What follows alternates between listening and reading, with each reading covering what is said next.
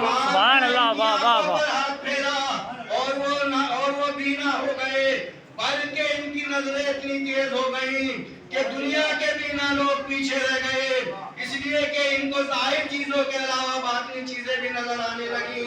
दीवार और दर, जमीन और आसमान के पर्दे इनके लिए पर्दे नहीं रहे, जमीन मखलूक इनको नजर आने लगी, वाह वाह वाह वाह वाह। इनको नजर आने लगी, जन्नत इनको नजर आने लगे, वाह वाह वाह वाह वाह वाह वाह। तमाम दुनिया इनके लिए एक आंख बन गई। इमाम ने फरमाया अब तो तुम बसारत वाले नहीं बल्कि अबू बसीर बन गए। सवाल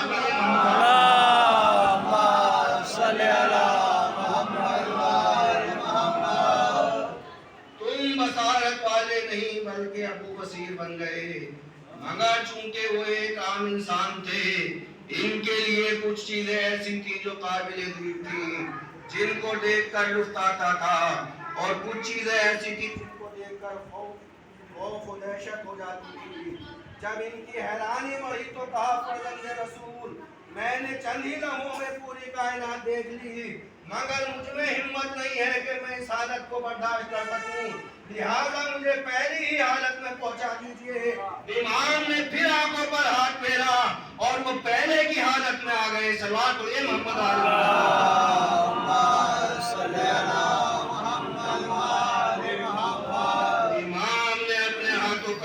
दिखाया और बताया कि देखो कायनात की हर चीज हमारे हाथों में है।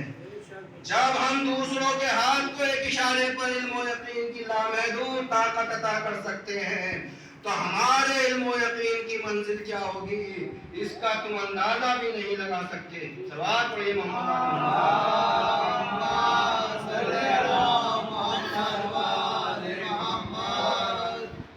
और सलवात पढ़िए मोहम्मद।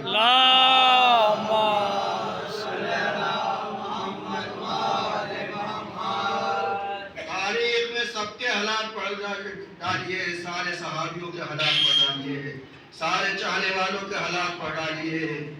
अली मुर्तज़ा के अलावा कोई ना मिलेगा जो कुफार पर सख्त हो। कुफार पर जितना सख्त हमला करते थे, इससे ज्यादा जबरदस्त अली उन पर उनका जवाब देते थे। मौला अली का मुसलमानों की हमदर्दी में लड़ना बताता है कि अली मोमिनों पर मेहरबान थे और काफिरों पर सख्त थे।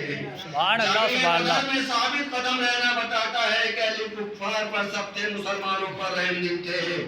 और में साबित कदम रहना बताता है कि अली कुफार पर सख्त थे, मुसलमानों पर रहीम थे। खंदक में अकेले काफिरों से लड़ना बताता है कि अली कुफार पर सख्त थे, मुसलमानों पर रहमदिल थे। खैबर में साबित कदम रहना बताता है कि अली काफिरों पर सख्त थे, मुसलमानों पर रहमदिल थे।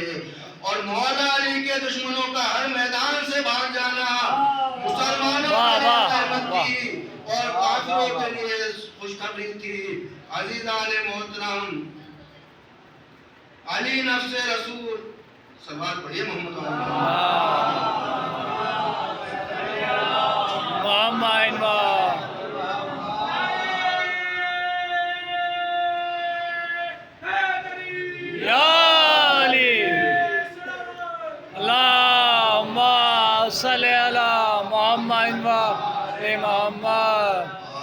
इस सभा की आखिरी मजलिस से थोड़ी तो देर हो जाएगी। अज़ीज़ान गिरामी, अली नफ्से रसूल, बिरादरान रसूल, वारिस रसूल तो है ही, मगर कुरान के मियार पर सहाबी रसूल भी हैं, इसलिए कि मियार सहाबियत पर भी अली के अलावा कोई पूरा न उतर सका। बेशक बेशक। तवज्जो फरमाए, तमाम मुसलमानों में कुफार पर कोई सख्त हो या ना हो मगर अली हैं, मुसलमानों पर कोई रहीम व मेहरबान हो या ना हो मगर अली हैं। अली के अमल ने ये बात तय कर दी कि कोई नबी का साथी हो या ना हो मगर अली हैं। मालूम हुआ कि अली नबी के सहाबी भी हैं, साथी भी हैं, नफ्से रसूल भी हैं, अली बिरादरान रसूल भी है, अली दामाद रसूल भी है। अब मुसलमानों को आम दावत देता हूँ मैं कि अगर किसी को नबी के सहाबी से मोहब्बत है तो अली को माने, अगर किसी को सहाबी से मोहब्बत है तो अगर किसी को रसूल से मोहब्बत है तो अगर किसी को दामाद रसूल से मोहब्बत है तो अली को माने, अगर किसी को नफ्से रसूल से मोहब्बत है तो अली को माने, अल्लाह के वली से मोहब्बत है तो अली को माने, شیر خدا سے محبت ہے تو علی کو مانے، اگر کسی کو شجاعت سے محبت ہے تو علی کو مانے، اگر کسی کو سخاوت سے محبت ہے تو علی کو مانے، واہ واہ واہ واہ واہ کسی کو عدالت پسند ہے تو علی کو مانے، واہ واہ واہ واہ کسی کو علم واہ پسند ہے تو علی کو مانے، واہ واہ واہ اگر کسی کو صفت پسند ہے تو علی کو مانے، اگر کسی کو عدل پسند ہے تو علی کو مانے۔ سلام کریے محمد علی۔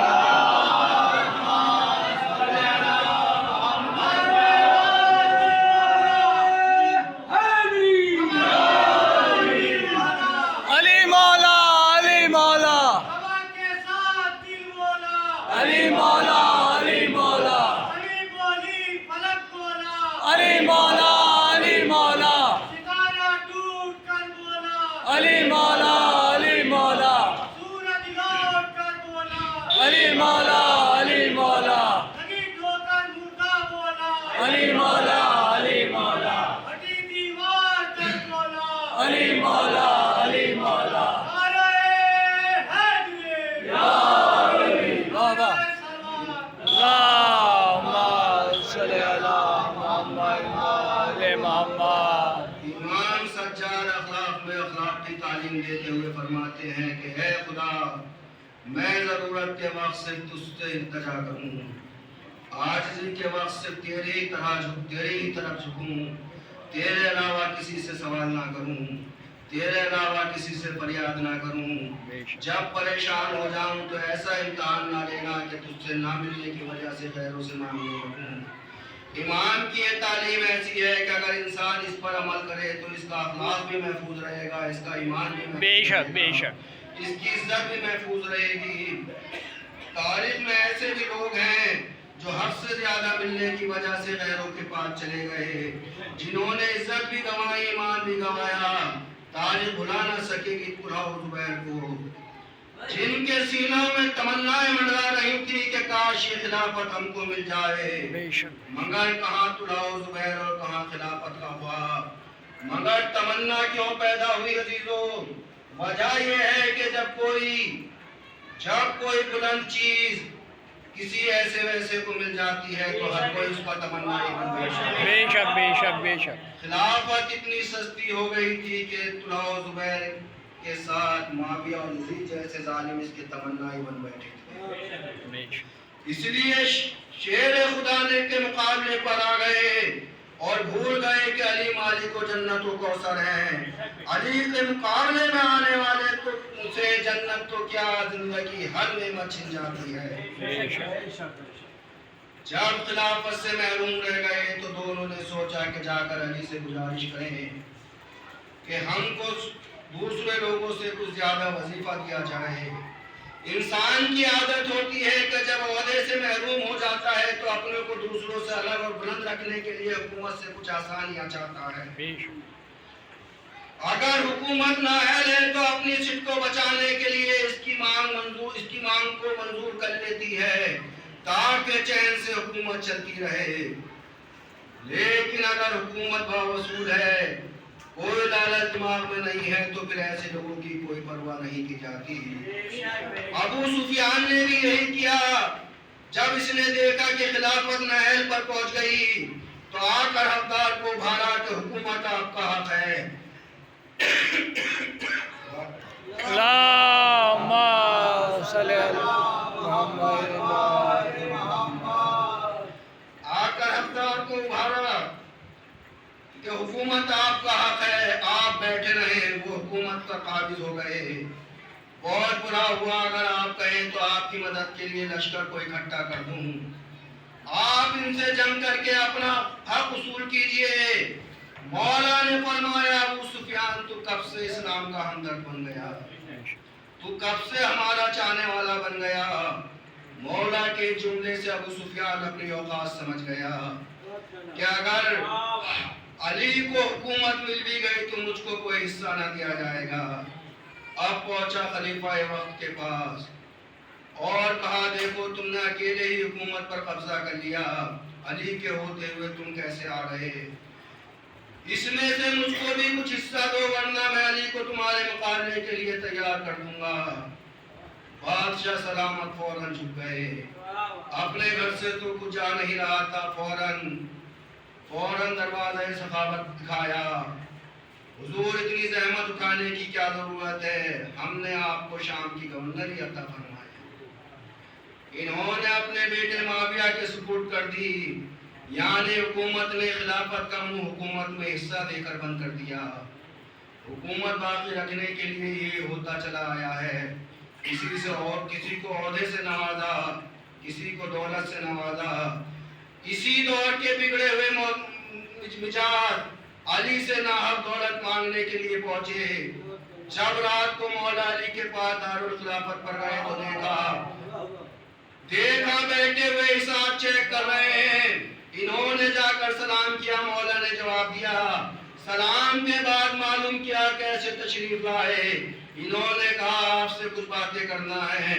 مولا علی نے ان کی طرف رخ کیا اور ایک ہاتھ سے چراغ کو بجھایا، دوسرے ہاتھ سے دوسرا چراغ جلایا اور فرمایا. انہوں نے پوچھا کہ آپ نے چراغ کیوں بجھایا اور دوسرا چراغ کیوں جلایا؟ فرمایا جب چراغ جل رہا تھا تو اس میں بیت المال کا حساب کر رہا تھا، اور چونکہ اب آپ کی اور ہماری پرائیویٹ باتیں ہوں گی تو اس میں بیت المال کا تیل نہیں جلے گا، اس میں میرا تیل جلے گا.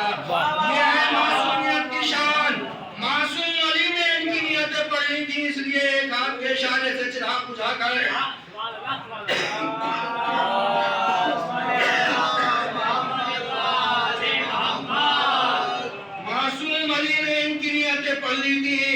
اس لیے ایک ہاتھ کے اشارے سے چراغ بجھایا اور دوسرے ہاتھ کے اشارے سے دوسرا چراغ جلایا.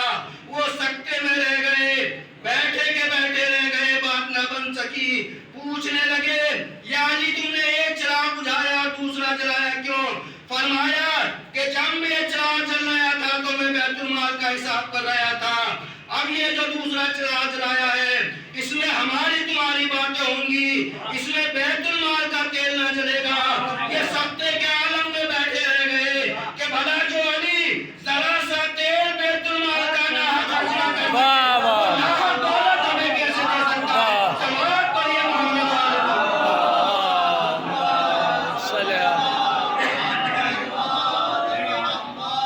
وہ ناحق ہمیں دولت کیسے دے سکتا ہے؟ عزیزان محترم، سکتے کے عالم میں بیٹھے کے بیٹھے رہ گئے کہ علی اگر ان کو خلافت مل گئی تو بھی ہمیں کچھ حصہ نہ ملے گا. اب فسادی دماغوں میں ایک فتنہ آیا کہ اس طرح سے نیک بن کر زندہ رہنا تو بہت دشوار ہے، مکے چلنا چاہیے. وہیں پر بی بی عائشہ بھی رہتی ہیں، ان کو علی کے خلاف ابھارنا چاہیے. یہ سوچ کر مولا علی سے کہا یا علی ہم خانہ کعبہ جا کر زیارت و عمرہ کرنا چاہتے ہیں. مولا نے ان کے چہرے کو پڑھ کر فرمایا تمہارا مقصد خانہ کعبہ کی زیارت نہیں ہے، بلکہ آستانہ بوسی کرنا نہیں ہے، بلکہ تمہارا مقصد فتنہ انگیزی ہے. معلوم ہوا علی کو چھوڑنے کی سزا یہ ہے کہ علی سے منہ موڑ کر کعبہ شریف کو جانے والا حاجی نہیں ہے، فسادی ہے.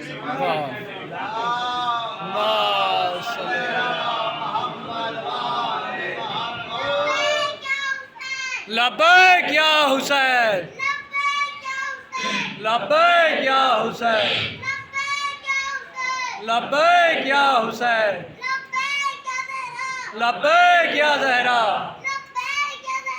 لبیک یا زہرا، لبیک یا سکینہ، لبیک یا سکینہ، لبیک یا سکینہ.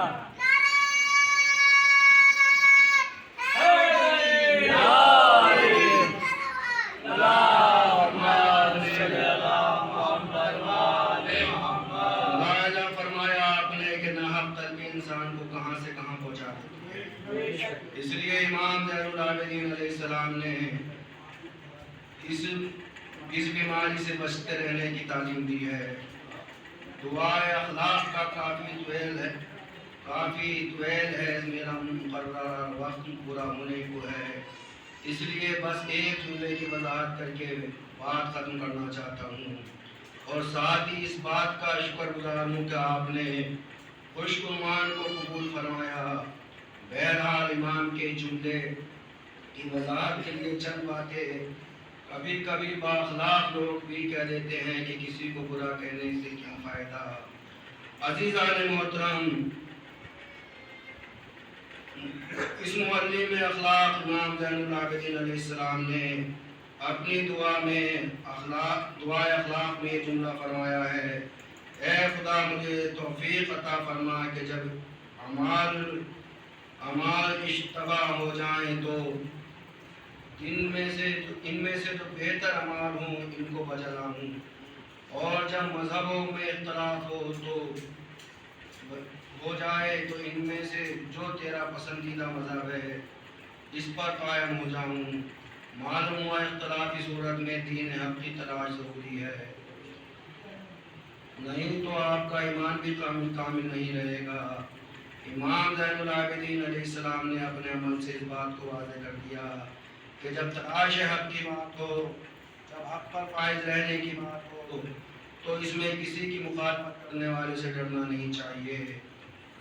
اگر وہ ناحق پر ہے تو ڈٹ جانا چاہیے اس کے مقابلے میں۔ ایسا ہے تو نے اہل بیت رسول کو اپنی قید میں کیوں رکھا ہے؟ ان کے سروں کو سولی پر کیوں لٹکایا ہوا ہے؟ ابن زیاد پر قتل حسین کا مقدمہ کیوں نہیں چلاتا؟ یزید کوئی جواب نہ دے سکا، حکم دیا کہ اس کو مسجد سے باہر نکال دو، یہ مجھ کو بات نہیں کرنے دے گا۔ اس کے بعد یزید نے اپنے سپاہیوں کو لوگوں کے پاس کھڑا کیا کہ اگر کوئی بولے تو اس کا سر قلم کر دیا جائے، اور اپنے کمانڈروں کو بلایا تاکہ لوگوں کے سامنے اس سے قاتل کا نام پوچھیں۔ یزید نے ابن ربیع سے کہا تجھ کو معلوم ہے کہ کس نے حسین کو قتل کیا ہے؟ یزید بہت مکار تھا، مکاری کر رہا تھا، قتل حسین اپنے دامن سے جھاڑ رہا تھا۔ اس نے کہا کہ اس کو محاصر نے قتل کیا ہے۔ یزید نے مصاحب سے کہا خدا تجھ پر لعنت کرے کہ تو نے حسین کو قتل کیا ہے۔ اس نے کہا میں نے قتل نہیں کیا بلکہ قیس ابن ربیع نے قتل کیا ہے۔ یزید نے اس سے کہا کہ تو نے حسین کو قتل کیا ہے۔ اس نے کہا خدا حسین کے قاتل پر لعنت کرے، اس کو شمر نے قتل کیا ہے۔ یزید نے شمر سے کہا اے لعنتی کیا تو نے حسین کو قتل کیا ہے؟ اس نے کہا خدا حسین کے قاتل پر لعنت کرے، اس کو سنان ابن انس نے قتل کیا ہے۔ سنان سے پوچھا کیا اس نے بھی کہا کہ اللہ حسین کے قاتل پر لعنت کرے۔ یزید کو غصہ آ گیا اور کہا تم سب پر اللہ کی لعنت ہو، ایک دوسرے کو قاتل کہتے ہو مگر قاتل کو نہیں بتاتے۔ قیس بن رفع نے کہا کہ حسین کا قاتل وہ ہے جس نے اس کو باغی کہا ہے، جس نے پانی بند کرنے کا حکم دیا ہے، جس نے قتل کے لیے لشکر جمع کیا ہے، جس نے قتل کے لیے دولت خرچ کی ہے۔ یزید نے کہا تجھ پر اللہ کی لعنت ہو، صاف صاف کیوں نہیں بتاتا؟ اس نے کہا صاف کہتا ہوں کہ قاتل حسین آپ ہی ہیں، آپ نے حسین سے بدر کا انتقام لیا ہے۔ یزید نے سر جھکا لیا، تمام لوگ اٹھ کر چلے گئے۔ اب لوگوں کو پتہ چل چکا تھا کہ جس کو باغی کہا گیا ہے وہ باغی نہیں تھا بلکہ فرزند رسول تھا۔ لوگوں نے کھلے عام یزید کو برا کہنا شروع کر دیا اور قریب تھا کہ تمام لوگ بغاوت پر اتر آئیں۔ اب آل رسول کو قید میں رکھنا اس کے لیے ممکن نہ تھا، لہذا ایک روز یزید نے امام زین العابدین علیہ السلام کو دربار میں بلایا۔ جناب زینب نے فرمایا بیٹا میں تم کو اکیلا نہ جانے دوں گی، بیٹا تمہارے سوا ہمارا بچہ ہی کیا ہے؟ میرے لال میرا عباس بھی تو ہے، میرا اکبر بھی تو ہے، میرا قاسم بھی تو ہے، میرا حسین بھی تو ہے، تیرے علاوہ میرے پاس بچہ ہی کیا ہے میرے لال؟ بیٹا تجھ پر قربان ہونے کے لیے تیری پھوپھی تیرے ساتھ جائے گی۔ امام نے فرمایا پھوپھی اماں ایسا نہیں ہوگا۔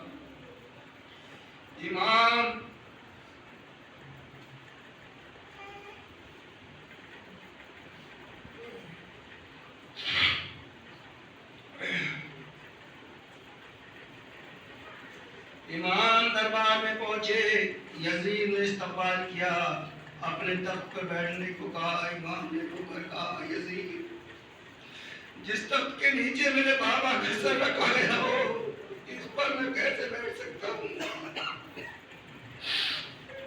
फिर मैं अकेला दरबार में नहीं आया।